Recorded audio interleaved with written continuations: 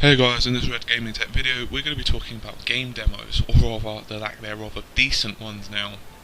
Now, if you've been gaming for any length of time, especially since say the PlayStation 1 era, you'll know how common practice it was to put game demos on the front of magazines, where you could then simply play those games and kind of use that along with a review or two to make an informed decision of whether you would actually enjoy the game. Indeed, back in the days of Mega CD, or Sega CD if you're outside of Europe, you could actually play a few of the games for completely free.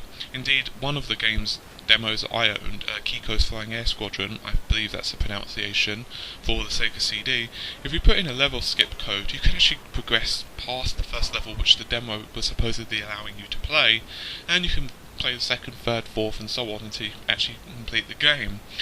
So, I suppose that was a bit of a mistake on the developer's part, but there you go. Now, however, it's kind of going to the opposite. Just last night, I downloaded a couple of games for the PlayStation 3. I downloaded Sega's Sonic CD, shall I say, and I downloaded the King of Fighters latest demos. And the Sonic CD was the first one I tried. I remember playing this back in the day of the Sega CD, and I loaded up the game, and lo and behold, I got to play the first act of the first, level. It took a few moments to play through, and I didn't really even get to enjoy anything. It was over so fast, and it was a 300 and something megabyte file. But, I kind of carried on and played King of the Fighters, where first of all I can play through arcade mode, which was very standard back in the day of the old demos. Now, all I was given was very limited training mode options and the ability to play 3-on-3 with a limited set of cast, where I couldn't even change the difficulty. So the CPU was pretty much just standing there and letting me beat on it. So it was effectively like going in training mode, yet the characters I was fighting against had very limited health.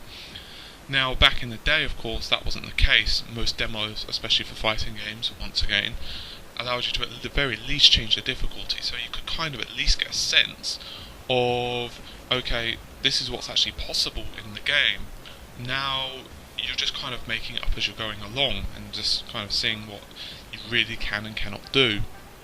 Now, many people use the lack of demos now as kind of an excuse, and they'll say, well, you know what, I can pirate this game because, hey, there's no demo. How am I supposed to know if I like it? I mean, after all, it's getting good reviews, but, well, can you really trust those reviews, A? And for B, reviews are subjective anyway. Just because, IGN or whomever give it a really good review, I might not enjoy it. So, you know what, I'm just going to pirate it, and then if I like it, I'll buy it. Of course, I'm not condoning this behaviour, but at the very same time, companies aren't really doing much to prevent this.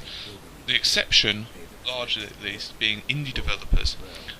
The indie developers, I say, Trine 2 released a very good demo, and by the time the demo ends, you've got a really good idea of if you actually like the game or not. If you don't like it, then you don't have to buy the game, and if you do, well, you can cough up the cash, and you've got the full game.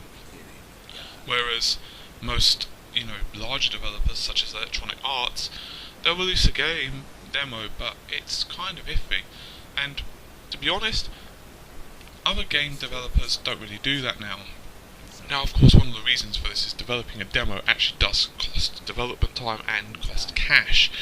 So they kind of look at it as, hey, you know what, this demo probably isn't really going to make that much of a difference to our sales, and it's going to cost us a lot of money to produce, or at the very least take away development time. But I would argue it's not the best way of going about things. They do complain about piracy, but if it's a very big title and they're confident of it, surely releasing a demo would be a good thing. Now, Gears of War 3, of course, was a very good exception to this. It actually allows you to play the beta several months before the game was fully released, almost as an apology, if you will, of putting the game back. And of course there are other exceptions. For example, Counter-Strike on the PC allows you, the new version, Global Offensive, allows you to play right now if you're in the limited beta.